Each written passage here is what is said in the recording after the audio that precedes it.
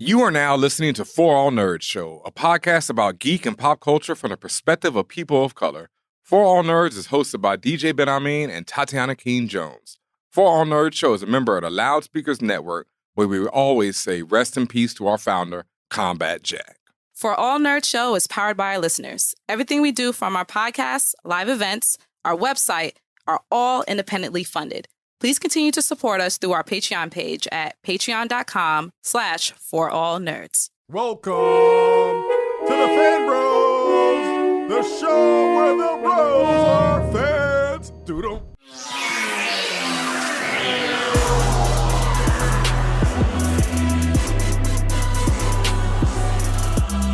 And what's up, y'all, and welcome to another episode of the ForAllNerds Show. For real. The voice of the urban geek. The podcast where we discuss geek culture from the perspective of people of color. And as always, in the captain's chair, it's your boy, DJ Ben Amin, a.k.a. Lightwork Yagami, Blart Bent, Buzz Out Chia, Method Mansplaining, Patrick Swaley. Keep that same energy on when you see me. I missed that Method Man one. Yeah, Method Mansplaining. Wow. Keep that same energy on when you see me. Toss a Coincy and Ninja. We back, and as always, I'm joined by Tatiana Keene, the Grand Duchess of Tech, also known as Flex Luthor, Ned Slanders, Gucci Mane, DeLorean, Dame Diner Dash, and the Ting of the North. Call me drinking my water. My okay. Agua right there.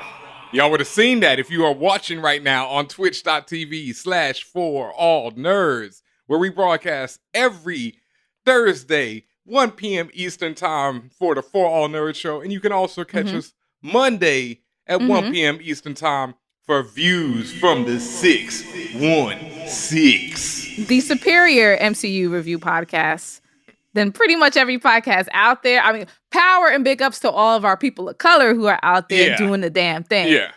We are also one of the more superior ones, so just FYI. Even in that lane.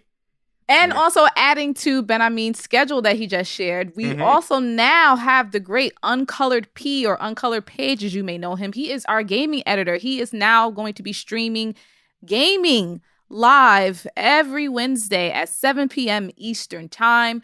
Right now, he is on playing Little Nightmares 2. So it's going to be different games. I think after he finishes this one, it's going to be another game after that. Please definitely check out our schedule on twitch.tv/ForAllNerds for all the deets. But as usual, make sure you are following us at the least, so you get notifications when we're live. And if you are able, please definitely subscribe to us. If you can, even get the subscription. Pass the love on. And if you're already an Amazon Prime member, you can get a free subscription every month. So yes, right there, you can use that to get yourself a subscription or pass one on to somebody else. Yes. But once again, thank you to everyone it's been super lit, y'all. It's been, every week has been bigger and bigger on that Twitch. It just gets more and more crazy. I've been doing my DJ sets. They've been lovely. We got Nigel, Uncolored Page up on there. We got Tatiana to be announced on there. Yeah, Hyrule Warriors. I said that before. That's definitely going to be the first one, just because that's the one where I really don't give a damn about what y'all saying and what y'all think, because I'm just having a blast playing it. But that's going to be the first. So this week? Yes. Okay. I can say this week. I can say definitively this week, now that I'm not down bad anymore. Not down bad anymore. Double shots in. Doubled up. I am now fully vaccinated. Woo! I am not. We're getting there. That is okay. There. But yes, I am fully vaccinated. I got the second shot of the Moderna. I am now officially a Moderna mommy. And I would say, the second shot, even though I had similar, meaning like the same effects I had the first time, but worse. So I got it on Monday afternoon. I was fine. Woke up on Tuesday. That incomplete day was a wash because I was down bad in the bed, had fever, chills, aches and pains. What else? I mean, I was tired. I was just lethargic as fuck. So a nighttime sniffling, sneezy stuff. You had medicine you needed. I felt like the commercial, but no, I didn't have any. I didn't have those. I didn't have any sniffling or anything like that. But I just was not feeling good. But that is a sign that your immune system is working, and it's responding to it. So it's a good thing. I definitely got some Tylenol as recommended by the nurse that gave me the shot, and just hydrated. So I would recommend the same if you're going through it, or talk to your doctor, see what's best for you. And good luck to everybody still out there getting their shot or still trying to think about whether they want to get the first shot. Mm-hmm. Yeah, shout out to Professor Brandon Obunu, our resident COVID specialist over here at ForAllNerds. I had a long discussion with him the other night to clear up some more of my misconceptions and things I was trying to figure out, you know. Isn't that lovely? Like, two Bison have a whole doctor as Bison, as, you know, in resident. This is so great. This is so great. I just love it. I love it. It's really beautiful because I've got a lot of friends who are definitely worse than me, you know, damn near anti-vaxxers. And so I've had to be the voice of reason amongst them and, you know, really discuss it. And I'm looking to get mine soon. You know, I am. I'm just, you know, trying to make it through and, you know, figure it all out. But I'm hoping to get me some Pfizer up in this body, you know. Okay. You going to be a Pfizer poppy? Yep. I want to be the Pfizer Fast and Furious. Like Tyrese, right? Oh. What do you want from me? Oh, what more do you want from me? Yo, I mean, I just always laugh at mans. According to our social media manager, Chica, he is getting that check. Getting that check. Because he be waiting on these, y'all. He be waiting on these. He buried the hatchet with how much Vin he was paying in child support? Shit. Oh, Lord. That man needs this. I don't know, but he buried the hatchet with both The Rock and Vin Diesel. I mean, he was beefing with everyone. Everyone. Came to Fast and Furious. Yeah.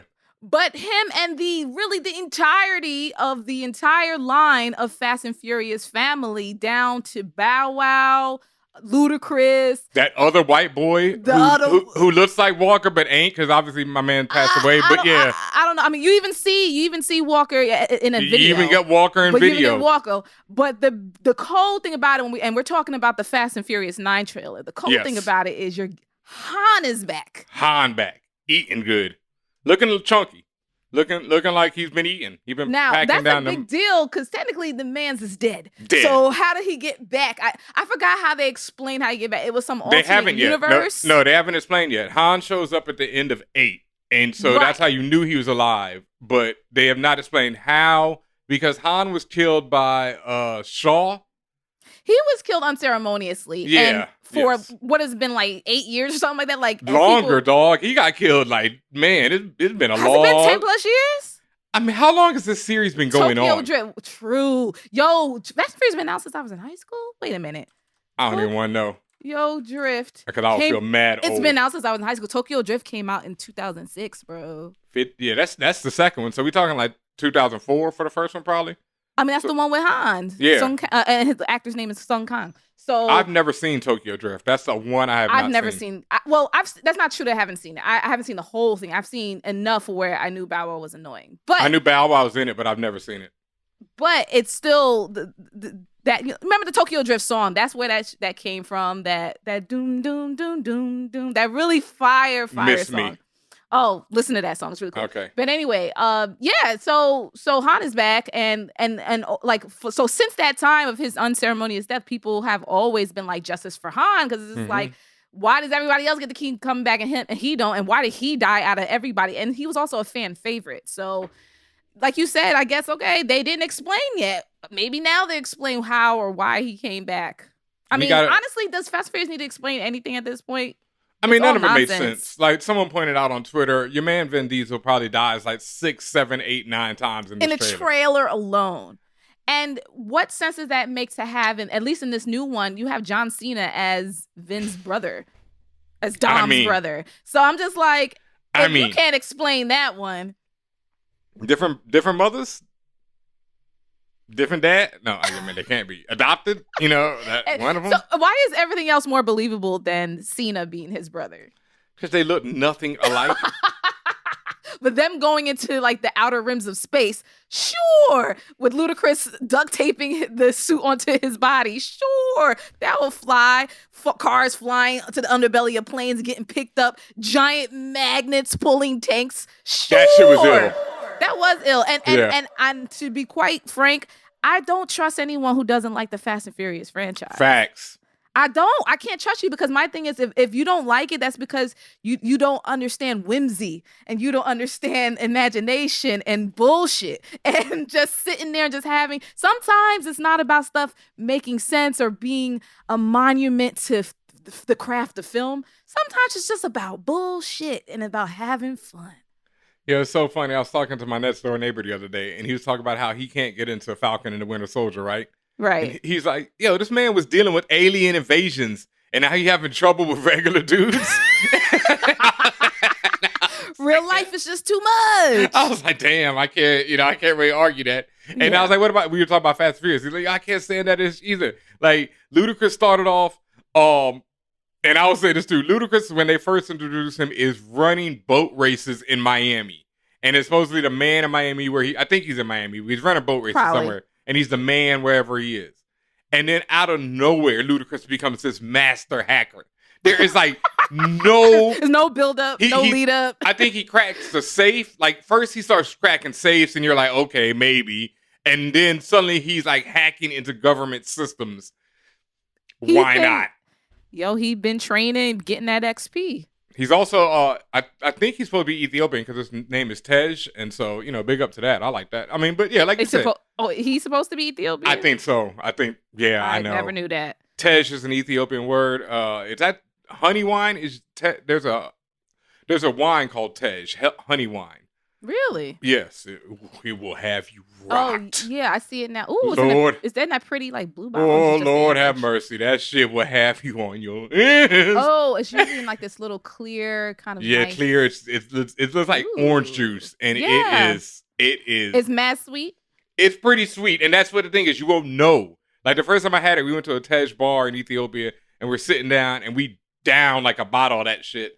And then I took a bottle with me back to the hotel. I never even touched that bottle though. I remember I was sitting at the hotel like trying to order room service and I'm just sitting there like just trying to contemplate life and shit. Wow, that's strong. Okay. Man, no, that Tej is no joke. But yeah, that's who Ludacris, as far as I know, is named after. But yeah, like you said, if you can't turn your brain off and enjoy these movies, I don't know. That's just you. I get it. Certain people can't do it. I'm, one of the most analytical people, as you know, and I effing love these movies, dog. And also, you got to know what to expect. You got to know, like you said, and I didn't even realize it, Ben, but this has been going on for 15 plus years. The shenanigans has been going on since the beginning. They told you who they were since the beginning, and they have steadfastly been on that path. So at this point, if you're still like, well, I don't know what they talking about, what's going on, then I don't know what to tell you, man. I like how you said the Ludacris got his SP up though. Like my man went from like, what type of SP class is that? No, my man was grinding, dog. Like it was all weekend. Like it's like you don't go from running boat races to master hacker, without a lot of grind. You don't go from being dead to being alive either, and here we are. So. Here we are. I wonder, has what's her name gotten too Gal Gadot? Has she just gotten too big? Because they definitely murked her. Like her death was on screen. It was horrible. Who was she? Huh? Who was she? That's Han's girl. What? That's the greatest romance. Yes. You don't love these movies. You don't love these movies. No, I just didn't love his girl. So wow. No, Gal Gadot was his girl, man. She was great. That's what got her the Wonder Woman gig. I don't think I ever realized that was her. Yep, that's her, and she dies horribly. It's like crushed under an airplane. I think it's bad. She was in the 2009. She's in enough of them, dog. She's in like. She was Giselle. Yes, Han and Giselle. I didn't give a damn about Giselle. Man, no wonder. I loved Han and Giselle, man. See, I'm not going to hate on her. I loved Han and Giselle. I was hurt when, like, I'm not even going to lie to y'all. I rewatched most of them. Like I said, I still haven't seen Tokyo Drift. I know. Okay, I'll get to it soon. It wasn't, because I went through them all, but Tokyo Drift wasn't available, like, on HBO or whatever. Because during pandemic, I went through them shits. And I'm not going to lie to y'all, when Giselle died in that one, I turned it off for it. Like, I couldn't do it again. You felt that bad? I couldn't watch it again, dog. I felt a type of ways. I couldn't do it again. Okay, but you didn't care. Well, you didn't watch it. I was going to say you didn't care when Han died, but you No, I've seen, because Han actually doesn't, does he actually get killed? Because they show his death in another one when they show Shaw kill him. Like, but I think he dies in that one, and then later on they add on that Shaw killed him. So they show.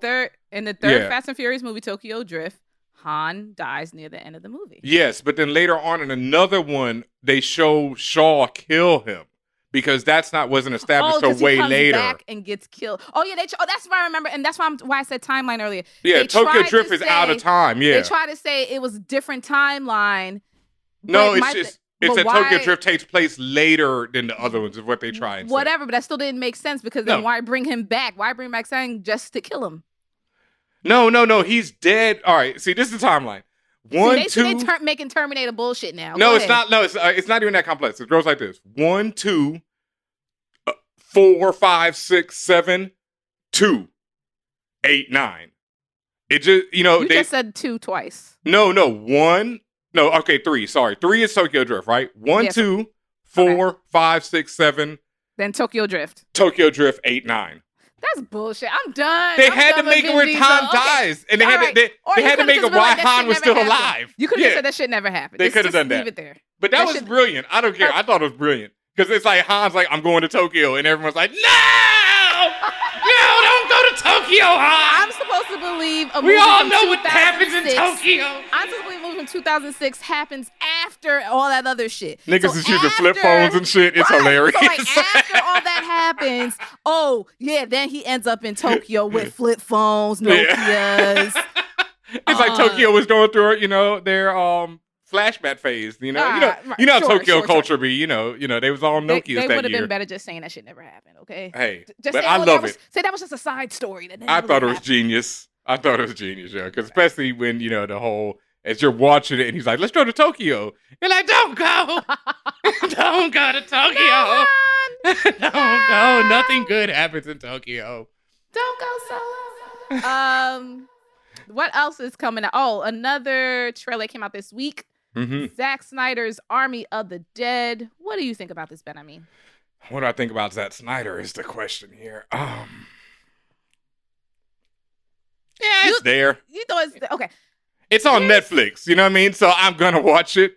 So this is the movie. So this is the trailer I saw, and correct me if I'm wrong. This is where it's at this point. It's like I forgot who the hell was in it. But this is the movie where Batista. Yes. This is where Drax and the rest of them are basically going into Vegas to steal like recover millions and millions of dollars. 200 mil during some type of apocalypse and in Vegas, in some underground safe, and Vegas is overrun by zombies. And the zombies seem to be, as they reveal in this trailer, they're intelligent. They're like gathering. They're got plans and steam. So it's not your average zombies. Here's my question. So is this just like any other zombie thing where like if that place is post-apocalyptic, I would imagine there's other places with post-apocalyptic. So does money even have a value at this point?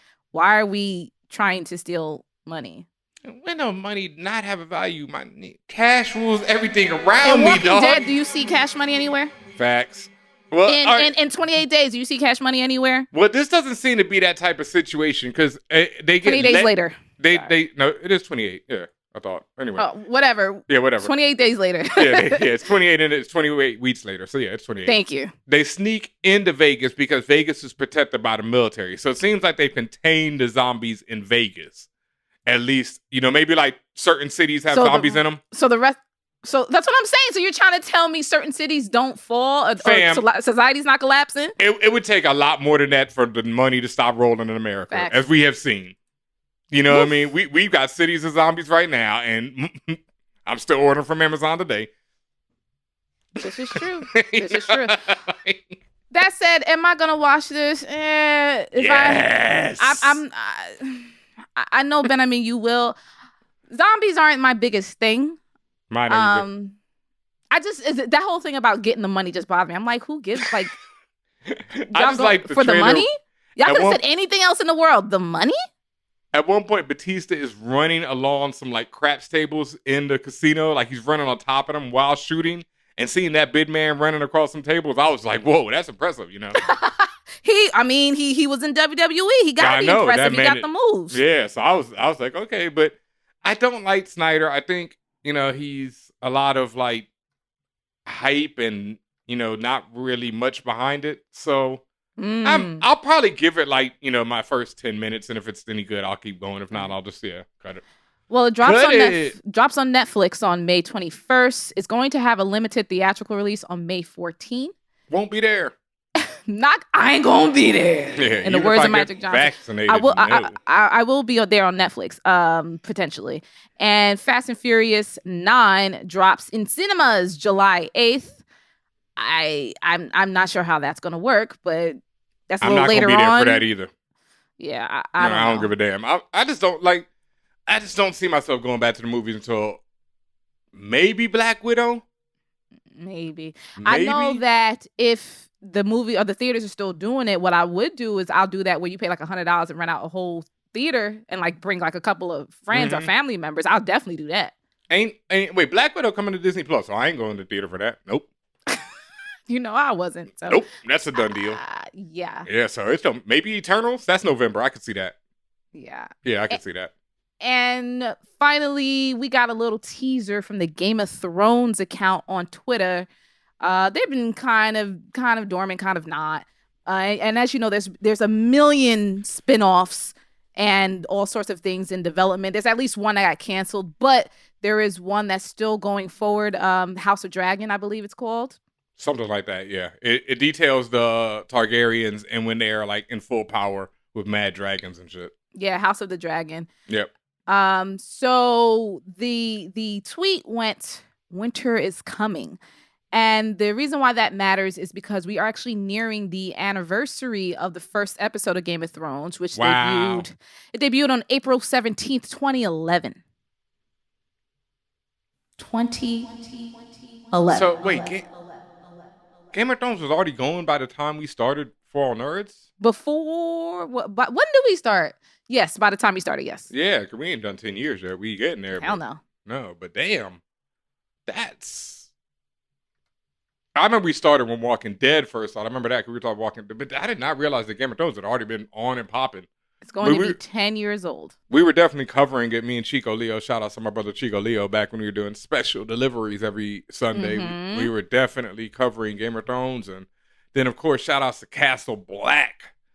The blackest Game of Thrones podcast in all of the realms. Yes, and the accounts are still active. If you still make sure you all are still following those accounts because you may see some surprises there. Mm-hmm. I know all of our accounts definitely respond whenever there's news to, as we mentioned, Castle Black for Game of Thrones news or information.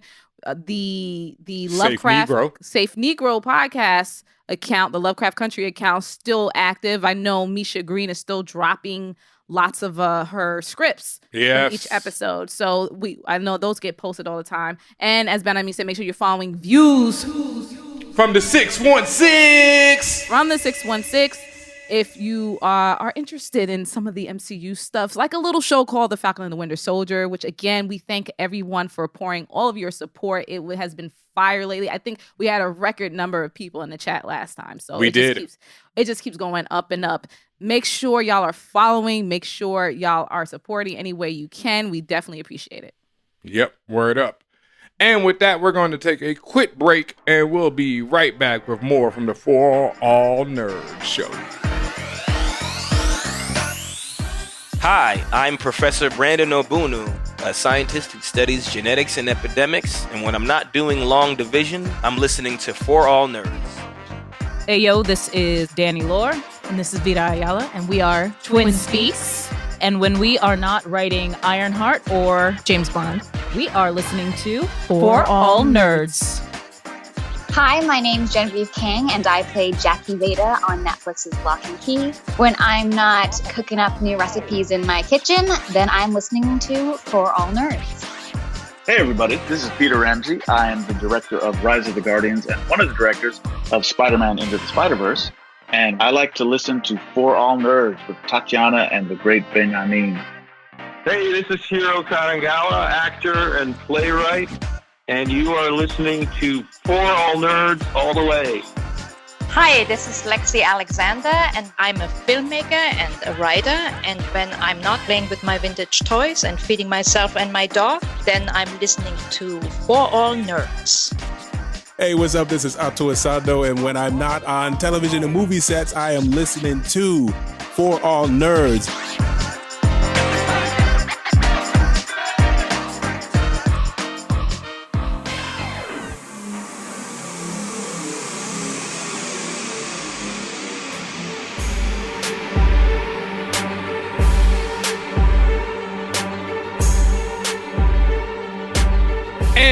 welcome back to this episode of For All Nerds. Thank you as always for joining us. And, me and Tatiana just recorded a very special Patreon-only review of Amazon's Invincible. Yes. I know, you're like, only for Patreon? Only for Patreon. Yes, goddamn it, only for Patreon. Y'all get all kind of free stuff over here. But this one right here is for our Patreon subscribers. So, if you want to join for the price of a cup of coffee per day, patreon.com/forallnerds. Got Even it. $1 will help your favorite podcasters. Oh, we are down bad with the way you say it. But yes, thank y'all. Thank y'all so much who are already supporting. And if you are not there, I think the lowest tier is $1 a month. $1 a month. If two of y'all gotta get together and put in 50 cents, make it $1, cool. Let it, and y'all share, y'all log in. I don't know. Word up. We don't care. We don't care. Do it. Make it happen. We appreciate you. Thank you for everyone who has signed up. Patreon.com/forallnerds. And you're going to get the free stuff. You get special privileges, including some special stuff regarding TeePublic. It works. And I know I saw someone send me a comment on the Patreon.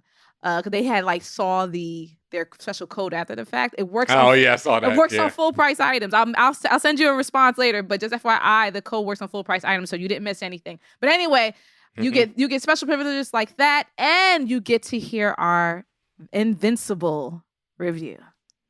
Yeah, which is one of my favorite books of all time, and Tatiana is quite hooked. I love Invincible. Y'all need to hear this. We doing a semi-deep dive, talking things, bringing you the usual flavor that you love. And it's one of our favorite. I mean, it's in my top 5 comic books that I've ever read, and I've read a lot of comic books. So y'all know I'm loving the show. So head over there, patreon.com/forallnerds. You know what I'm going to do for the price of a cup of coffee per day. What's next, Ben? I mean, What's next is one of my favorite segments on this show. The guac is extra. The frequently asked questions, where we answer any and all questions from our listeners. It does not matter whether it's geek related or not. Hit us up, contact@forallnerds.com, or you can hit us on all of them social medias, Twitters, Instagrams, @forallnerds. Everything with an S.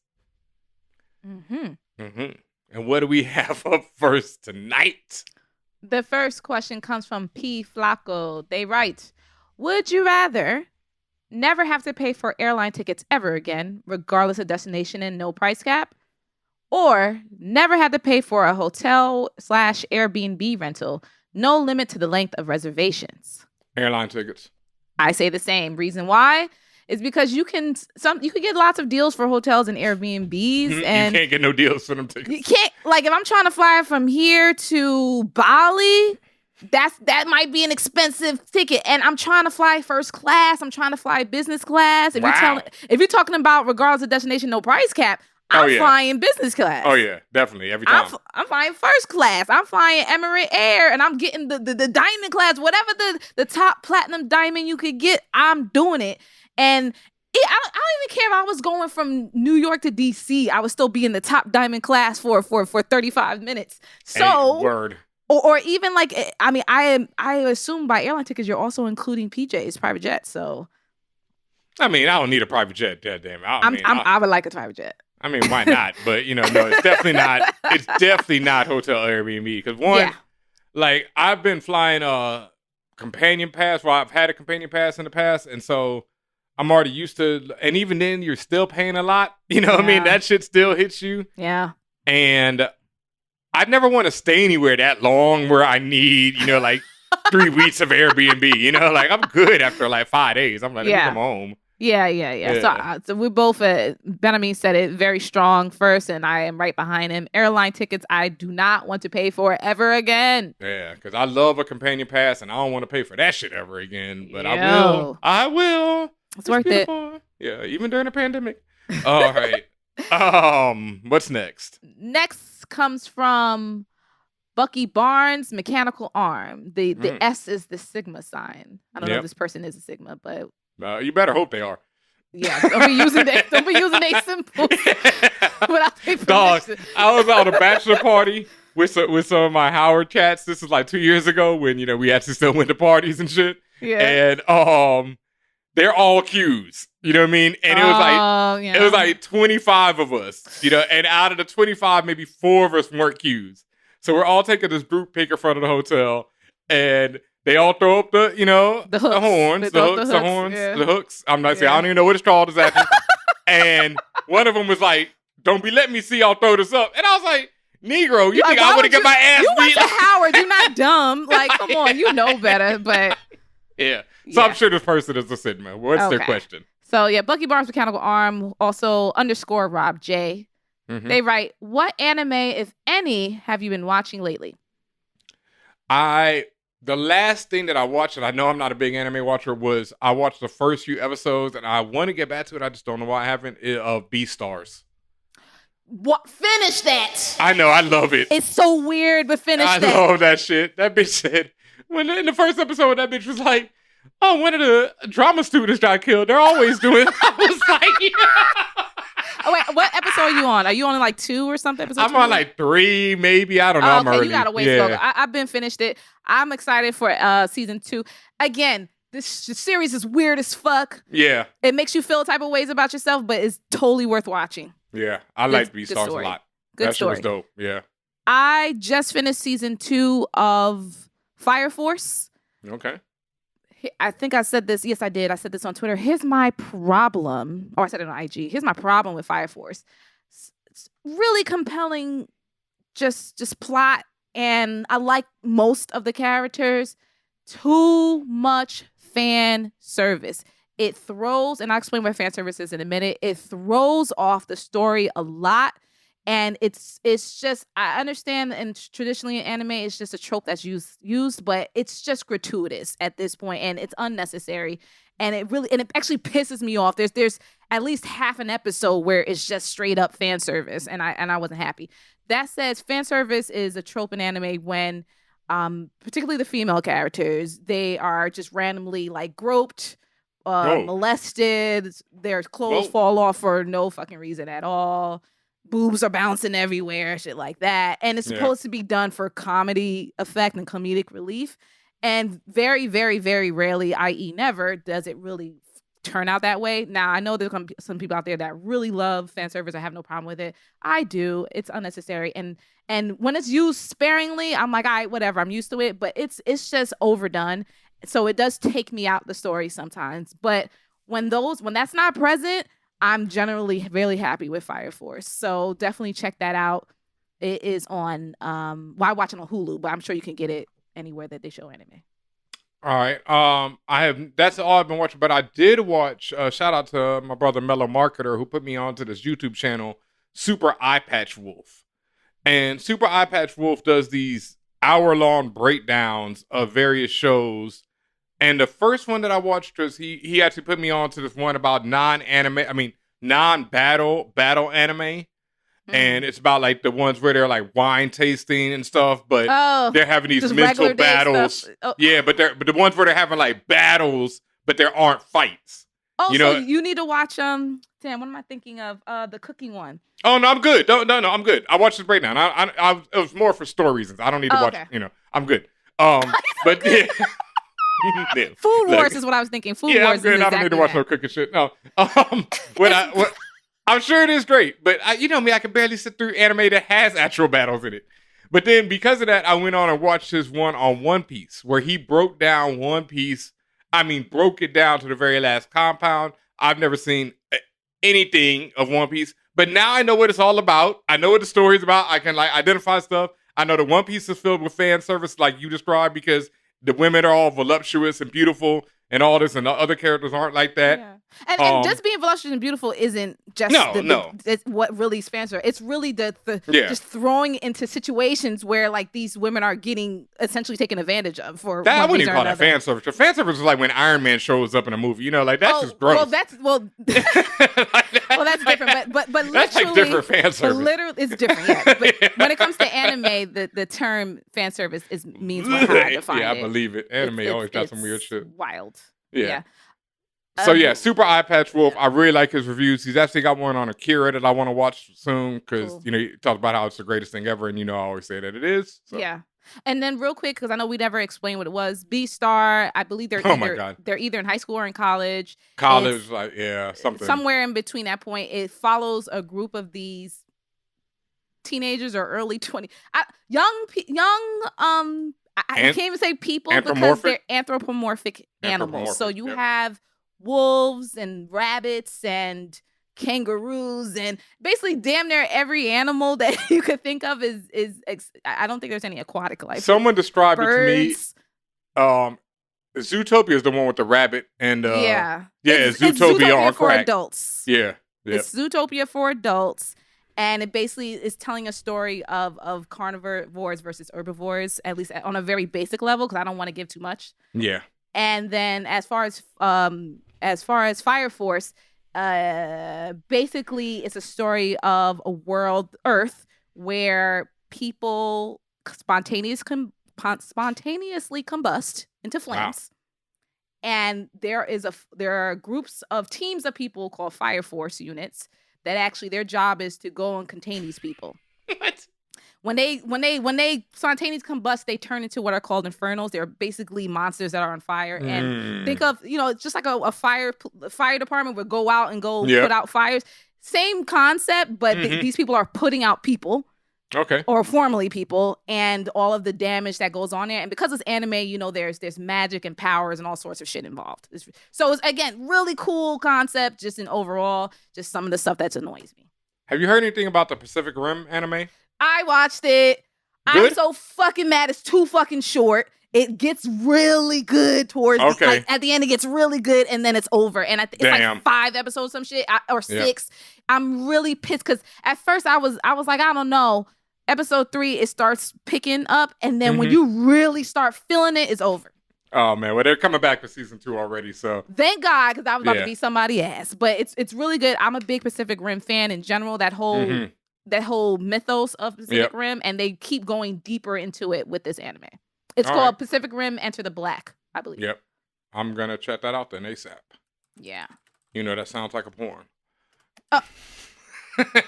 I'm just saying, Pacific Rim the Black. But yeah. Still. What's the next question? Next question comes from our longtime favorite, Picture Me, Roland. They write, let me start this by saying that I think Kevin Feige is the GOAT movie exec. I would have to agree with you. Facts. I love what he's doing with Marvel.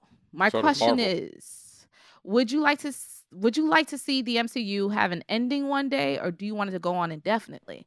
I'm just saying that I hate to be 80 years old still watching the movies and not get a chance to see the finale. That, fam. Yeah. You know what? You ain't. This is the thing, Picture Me, Roman. I feel you, and I feel you on a personal level, but there's this thing called profits. Yeah.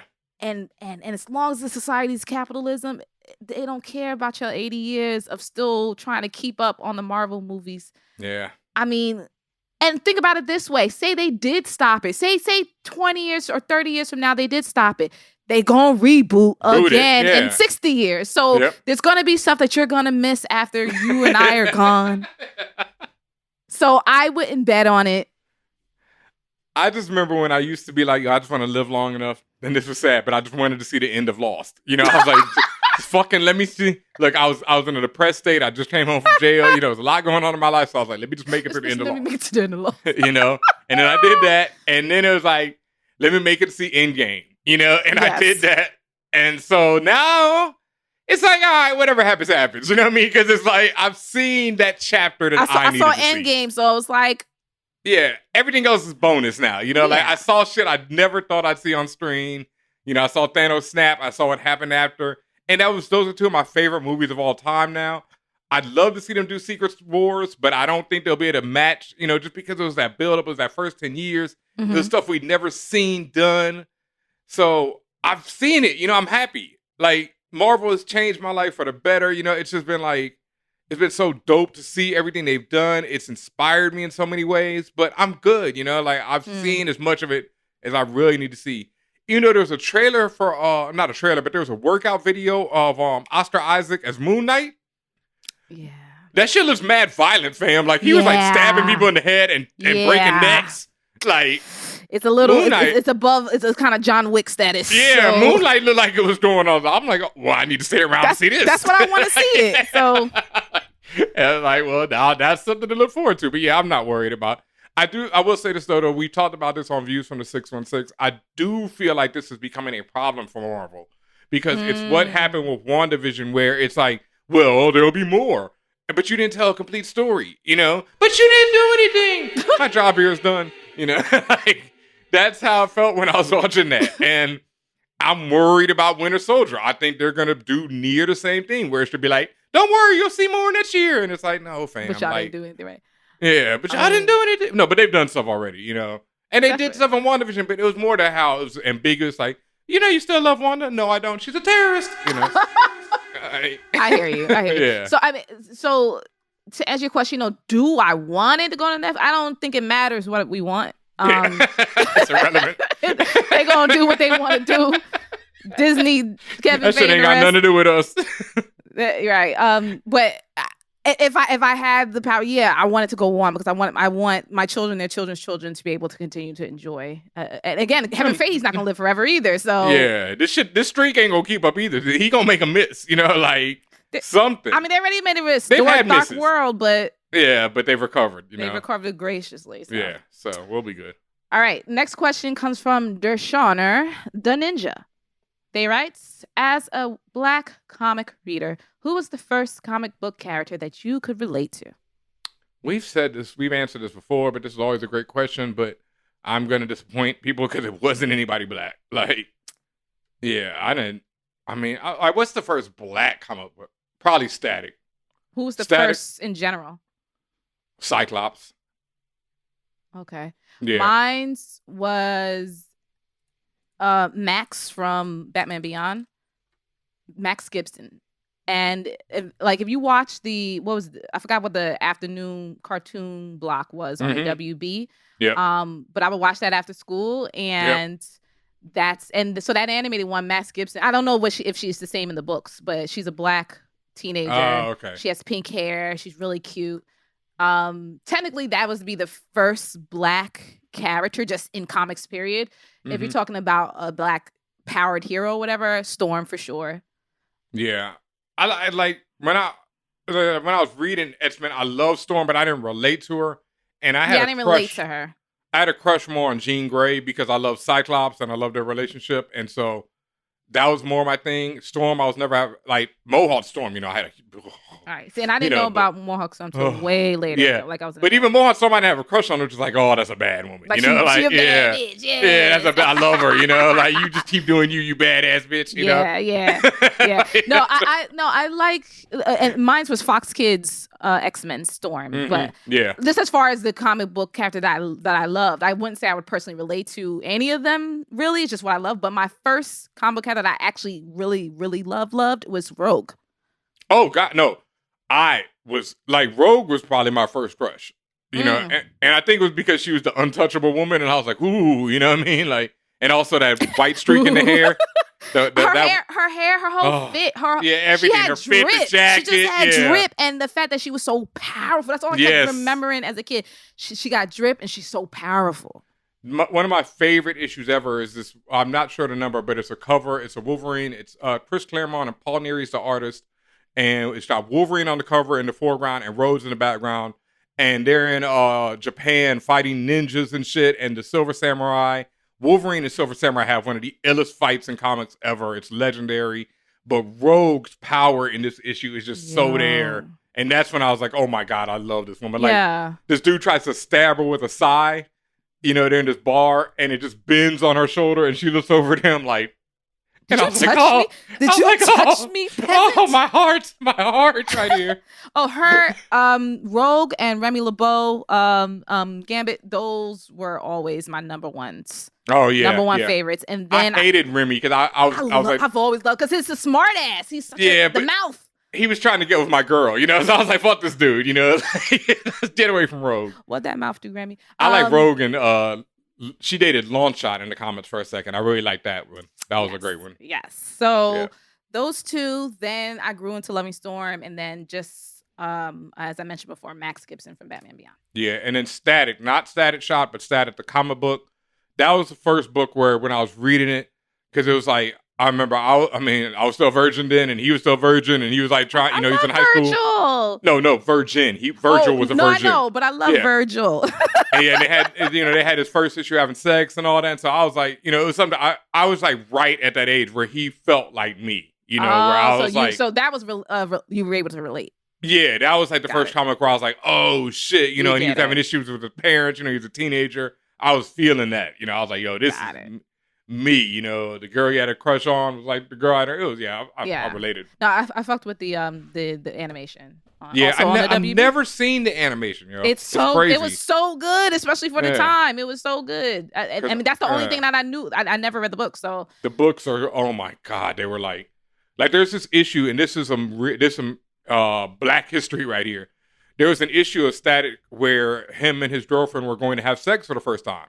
So on the cover of this issue, it's him and his girlfriend lying in bed. They're both fully clothed, but there's a condom wrapper, like not open, just a condom sitting on the dresser next to them. They polybad this bitch and put a black box over it so you couldn't even see the cover. That was the censorship because there was a condom on the. No, because there was Black people loving each other. The condom is what they tried to say, but fam, there's so much worse shit on comics. This is the 90s. When women's ass and titties were out on every comic book cover. Gotcha. And that's what, you couldn't buy this shit. It was like porno. It was like you were buying a porn. There was no sex in the comic. At the end of the issue, he gets to her house because he's been trying to get to her house for the whole issue. He gets to her house. She's like, oh, Virgil, I'm so happy you're here. Lets him in, shuts the door, end of the issue. But, you know what I mean? But that's how crazy the comics, that's how racism works in America. Yeah, that's so sad. Yeah. Google that. Look it up. I think it was Static 25. I'm not 100% of the issue number, but just look up Static and the sex issue, and it'll come right up. It'll hurt. Yeah. Okay, the next question says, Dear Fan, I would love to see Sam Wilson leverage the goodwill, quote unquote, he talks about in episode 1 and pull a Booster Gold, getting some celebrity endorsement deals to solve his family financial problems. Which companies do you think make the most sense as partners? Good ideas include Red Bull, gives you wings, and Nike, high flyer, he would probably have his own shoe. Would getting corporate money compromise the hero? I could also see a potential plot where a hero is told not to investigate a shady sponsor like Roxxon, or they lose their sponsorship deal. Love the show. Marvel and the Mouse Corps should hire you to host a Talking Dead style Falcon and the Winter Soldier after show. I agree. Y'all could put that out in the universe and harass Disney/Marvel at them on all platforms. We do, but if y'all could, if y'all could signal boost us too, we would appreciate it. That would help potentially get us on the dockets of some people. But yes, they continue put it on your whiteboard, and this comes from Indie Idealist, aka hard out here for a Falcon instead of a pimp. That's terrible, Indie Idealist. I love you, brother, but that is ass, fam. The next one's Cold Stone, Steve Austin. Fantastic. I like that. Yeah, always a great one. Run DLC. That's amazing. Solid. Yeah, that's solid. Yeah. And Grandmaster Flashpoint. That's clever. Clever, yeah. I'm not mad at it. Yeah, Grandmaster Flashpoint. I love it. So 3 DJ out of 4. reference. Yeah, 3 out of 4. That first one, I just no, not at all. Oof. Ew, what was the? Yeah. Anyway, I think you gave the best ones. The Red Bull is such a no-brainer. Yeah. Yep. I mean, he's red. His wings are red. Red wing. Like it's red all wing, there. Yeah, they could put Red Wing on the fucking bottle. The Red Bull logo on Red Wing. That would be so effed up with the sponsorships, but yeah, but it would work. What's interesting? But even though he doesn't need it, like to me, the first hero who would absolutely do shit like that is Tony. Yes. Yeah. Absolutely, Tony. But my thing is, Tony is too vain to promote anybody for himself. Yeah, so you would never see anybody else's shit on his shit. I guess you don't need like a Stark logo on Iron Man. Like everybody knows that's Iron Man and it's Stark. So I guess you don't. He has Stark Tower that says Stark Tower on it. So I mean, If you don't know who Stark, I mean, he put Stark Industries or Stark name on the bombs when he's dropping them on poor people. So he's good with the branding. I do want to say this though. Celebrity endorsement would not help Falcon. I think people are really misunderstanding that scene. It is not about money. Yeah, okay, it's not gonna help him. Even if he had ridiculous amount of money, sure, he could buy that land and all that. But it would take a ridiculous amount of money because you gotta pay mortgage, you gotta pay, So that's the money is for the boat. Yeah, and they're trying to keep whatever it is. But the bank is trying to force them out of that area so they can do whatever. It is the bank is giving them problems because they're black people. And as we see, Falcon is already a super celebrity. He's bigger than any celebrity in our real world. Yeah. It doesn't matter. Yeah. Yeah.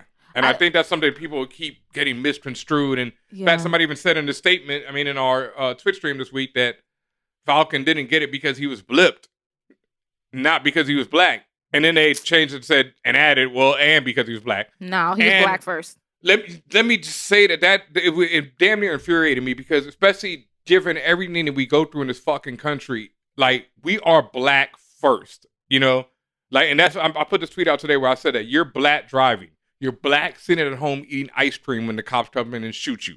This is, if you were white during any of these situations, it doesn't happen. You're black first in this country. And that's something that I think the show is like, people are like, oh, they need to pound it more in your head. And I keep telling people if they did, you would be like, oh, this is too pedantic. They're just, here comes our black moment of the week, like we kept talking about. And it's already there. It's up for the the viewers to interpret it. If you don't want to hear it, you're not going to get it. But let me say that again. We're black first in this country. Falcon's problems are because he's black. Hawkeye, mass murderer, blipped out of existence, whole family, whatever, for 5 years. He's been killing for 5 years. He walk into that bank, he's getting that deal. He's getting that loan. Don't get it twisted, y'all. So no sponsorships for Sam? I love those. I just don't think it's trying to help his financial situation. Get them shits, man. Get that money, Yeah. And also, I do not think any people are going to endorse a military operative, and also the other part of the question was, would getting corporate money compromise a hero?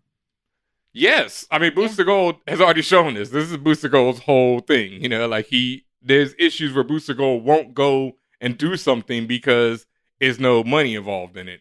Or even Super Patriot, the John Walker character in the comic books. Not enough clout involved in it.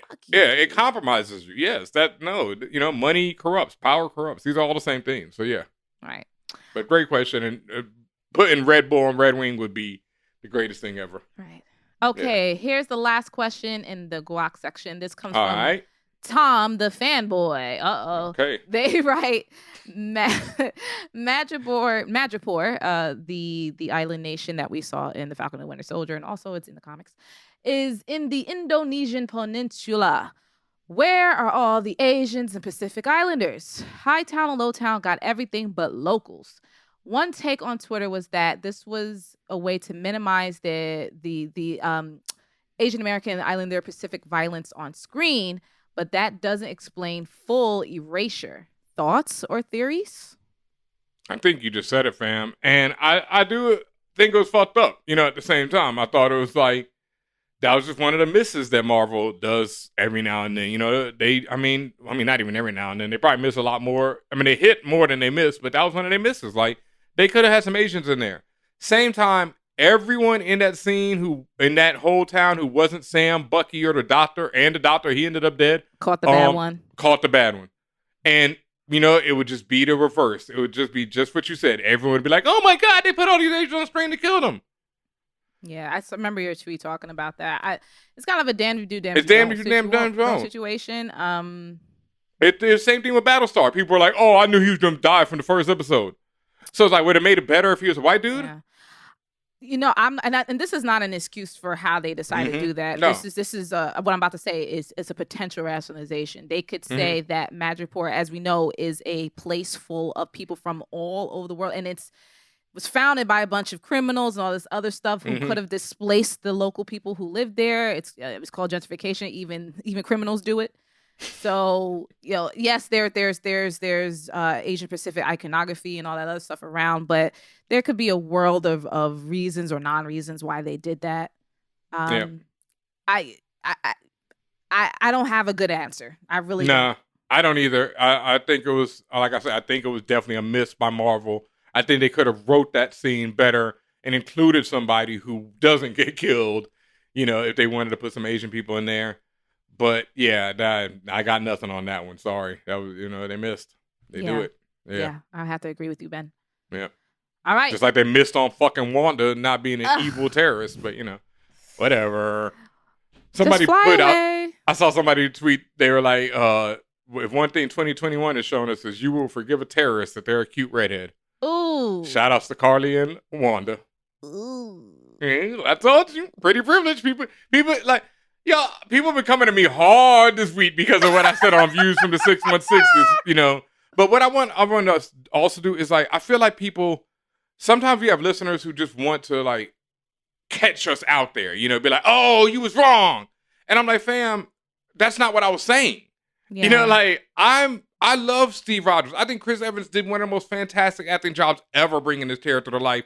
That trilogy is up there with the Star Wars trilogies with me. It's like, it's life change. I can do this all day. Like, that shit. Mm-hmm. Oh my God, every time, But it's not about Steve. It is about what, like, if in a real world, like, someone was like, oh, but even people in other countries would see Steve fighting aliens and Steve doing this. Yeah, that's fine. But they would still see America using Steve when they were bombing them. Yeah.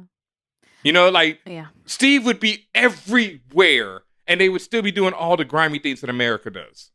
And people would look at that symbol and be like, fuck America.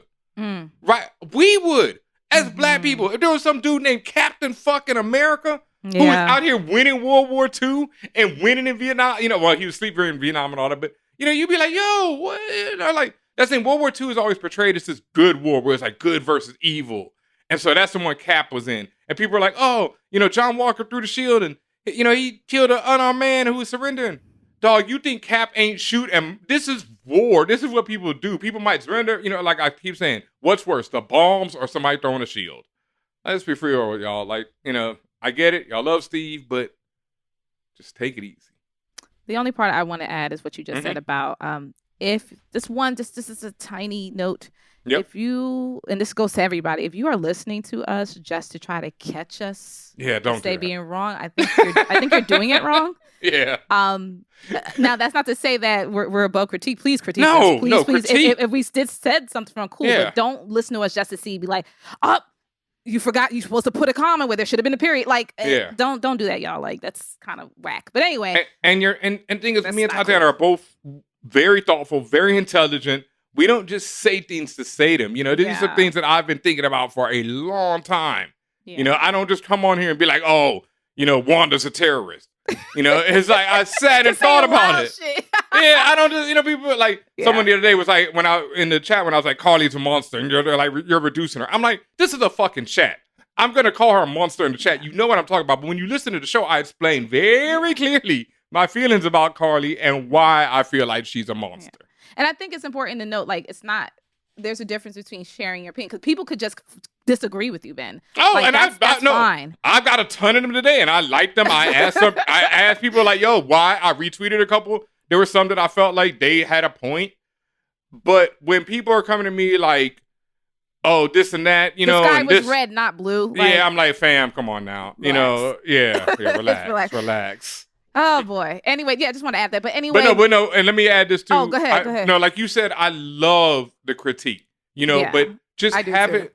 But be thoughtful. Send in a question even where we could talk it out on the show. But when you hit me on Twitter, you're going to get a very quick response if you get one at all. It's not going to be just thought it out. I'm not going to think it out. I'm not going to be able to express myself the way I want to. So 9 times 10, I'm just not even respond. I might even mute you because I'll be like, get off my shit.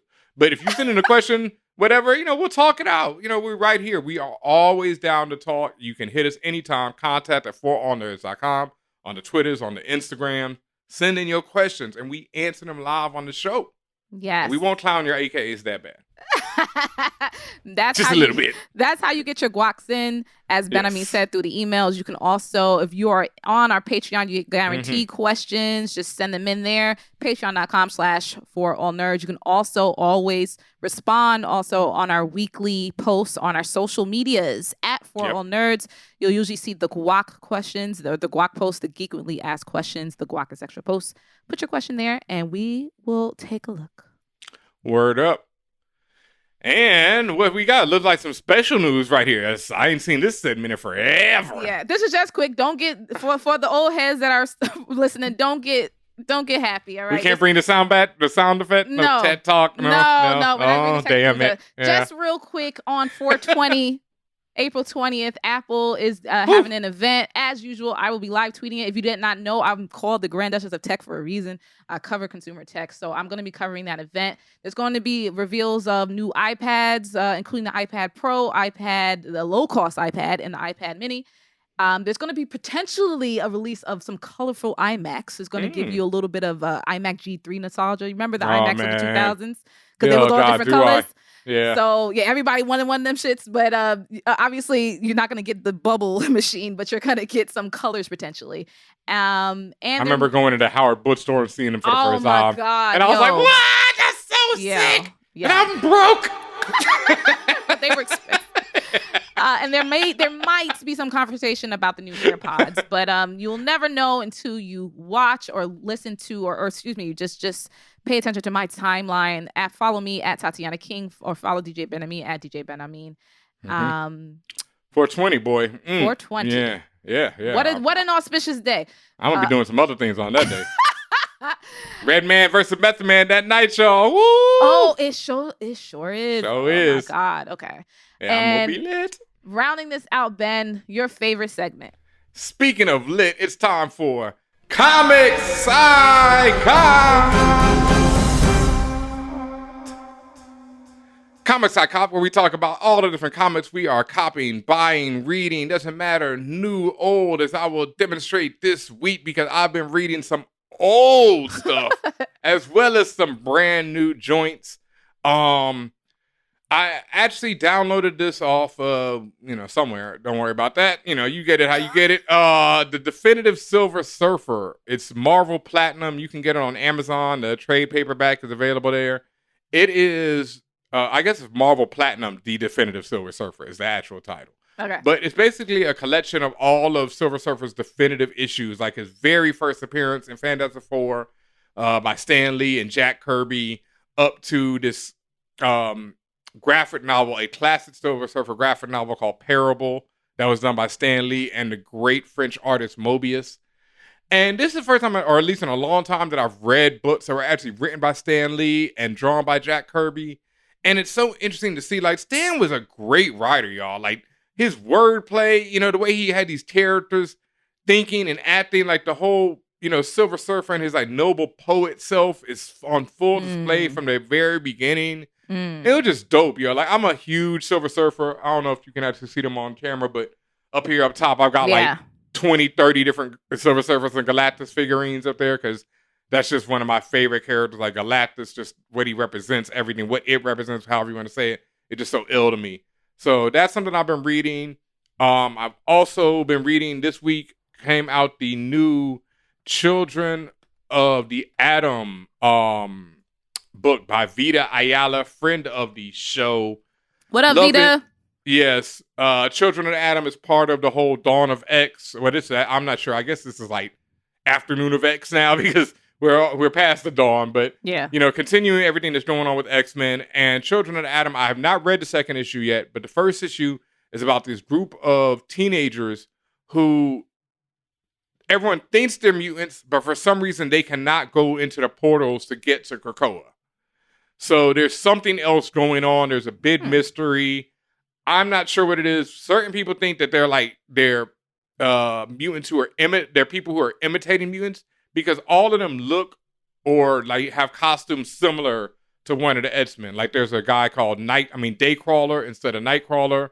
There's somebody who there's a black woman who looks like Gambit. Like she has Gambit's type outfit and throws energy things. I'm listening. There's a dude who looks like Archangel.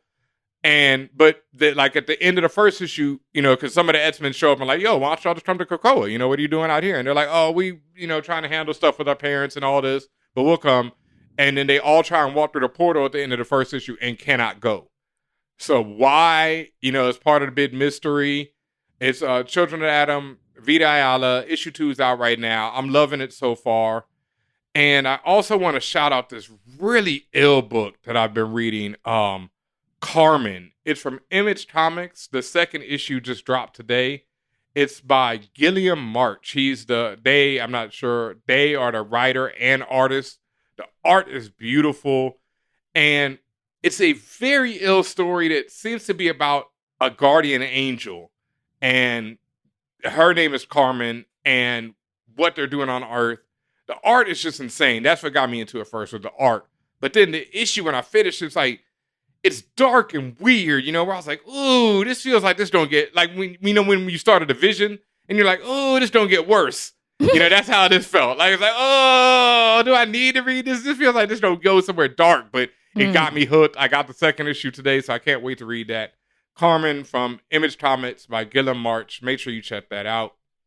And that's pretty much it for Comics I Cop this week. Fire. Yes.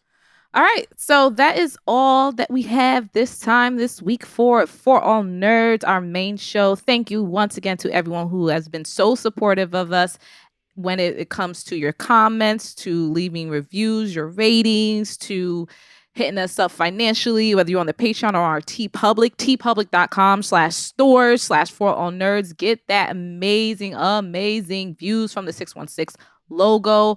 I know my tea is on the way. Ben Amin's tea is probably on the way. It'll be here by the time Monday when I'll be stunting. I'm stunting this week on Views from the Six. That's all I'm in. I'm stunting this week. I am stunting. Fan Bros.